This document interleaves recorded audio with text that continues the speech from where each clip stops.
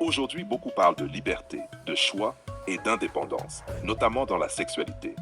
Mais il y a une vérité simple que beaucoup oublient. Faire un enfant n'est jamais anodin. C'est la création d'une vie, d'une responsabilité qui dépasse le plaisir immédiat.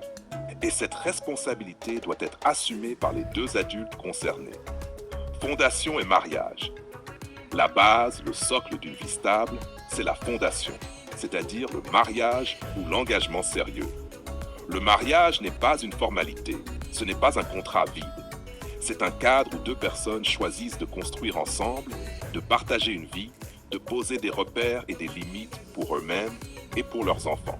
Le mariage crée un environnement sûr pour le couple et pour l'enfant.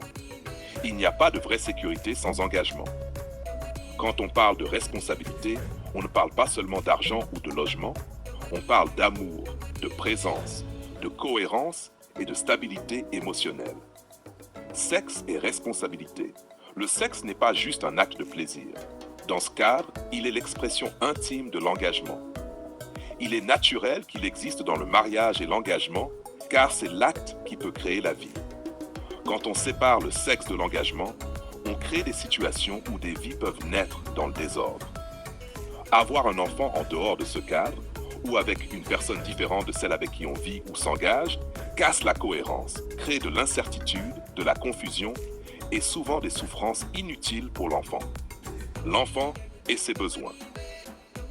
Un enfant a besoin de repères, d'amour et de stabilité. Il a besoin de savoir que ses parents sont présents, cohérents et responsables. Quand on fait naître un enfant sans respecter cette chaîne logique, fondation, mariage, sexe, enfant, on lui impose un monde fragmenté, des liens compliqués et souvent des blessures émotionnelles. Le bon sens nous dit, si tu fais un enfant, assure-toi que les deux parents soient engagés et prêts à assumer ensemble. Sinon, il vaut mieux attendre plutôt que de créer une vie dans le chaos ou l'incertitude. Conclusion. En résumé, la chaîne est simple mais essentielle. Fondation est le mariage, sexe, enfant. Tout le reste, où l'on inverse cet ordre, où l'on sépare sexe et engagement, est un choix contre la responsabilité et le bien-être de l'enfant. Faire un enfant, c'est créer la vie. Créer la vie impose de penser au-delà du moment, de construire, de s'engager et d'assumer. Ce n'est pas un acte anodin, c'est un acte qui demande conscience, respect et maturité. Et cette logique, ce n'est pas moraliste, ce n'est pas religieux, c'est du bon sens. Si tu veux